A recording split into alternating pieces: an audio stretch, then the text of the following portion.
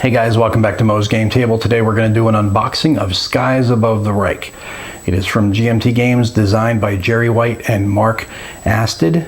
The illustration is on this cover is Antonis Caritas. I hope I'm pronouncing your name correctly, but stunning cover. It really puts you right in the action. It just feels so real and just very eye-catching. Beautiful cover. Definitely going to get attention on the shelf. Giant 3-inch box.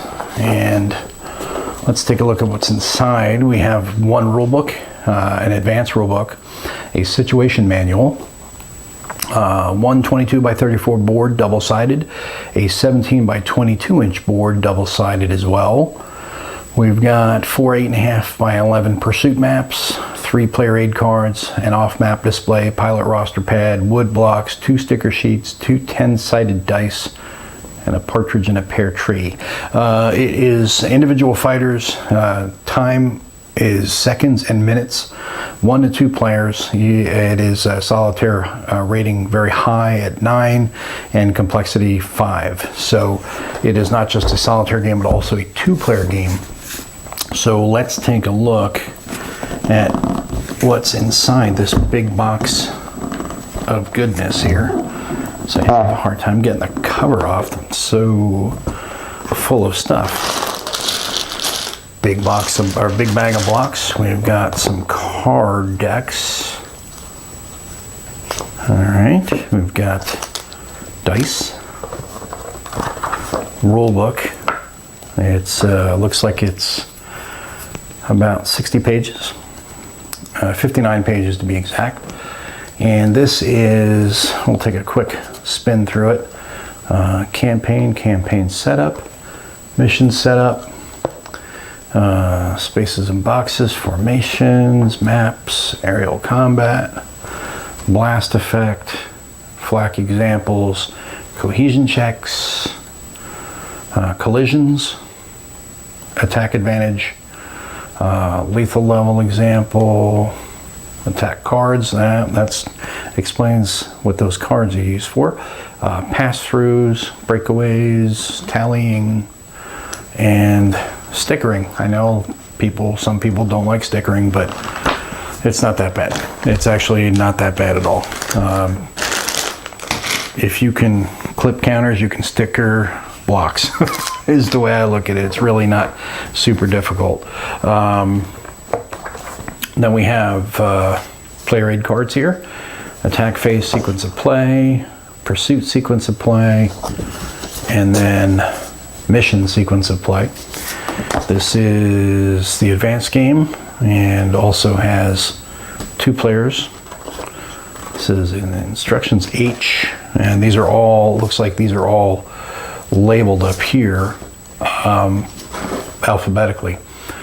So that's your basic game campaign and all. Let's go into blocks and markers. This explains everything about the blocks and markers in the games, or in the game.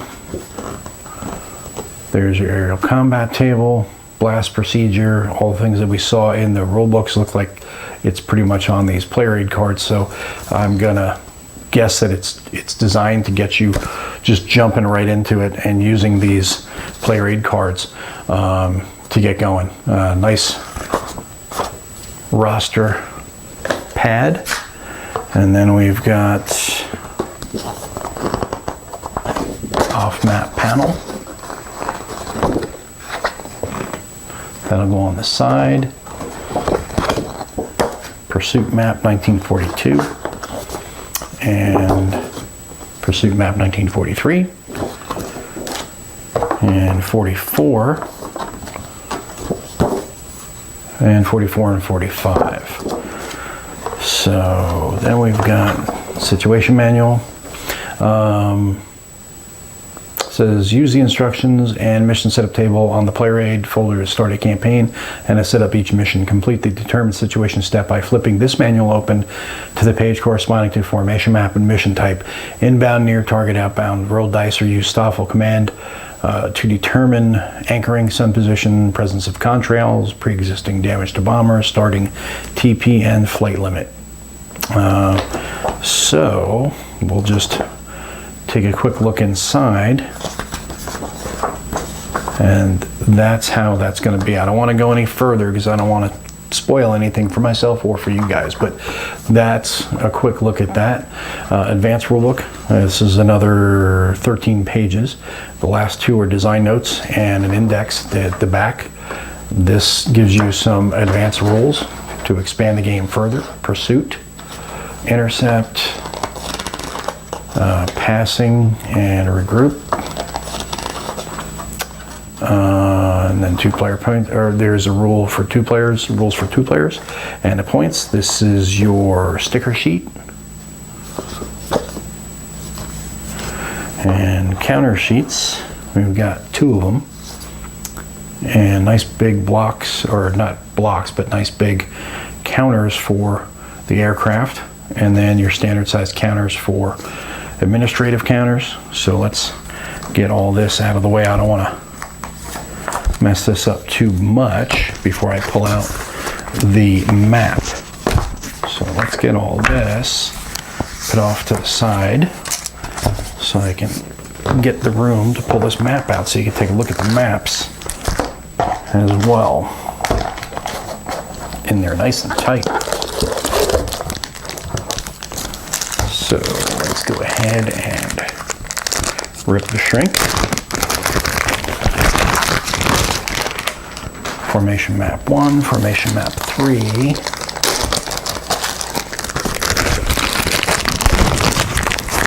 Okay, so start off with map 1.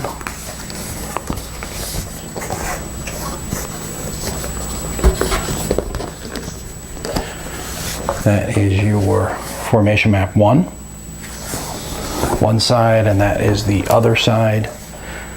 So double-sided map, mounted map, and then we've got another mounted map,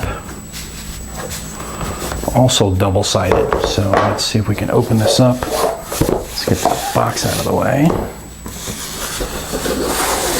And if you've been following Joel Toppin on Twitter, this was a game that he just recently played and was walking people through. Right now he's currently in a game of Silver Bayonet, and things are getting very interesting. But this is a giant map. It's not even going to fit on the screen all the way, I don't think.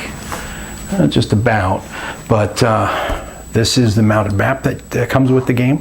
I like the shadowing effect that these aircraft have, kind of give it a sense of depth, a sense of height, I should say.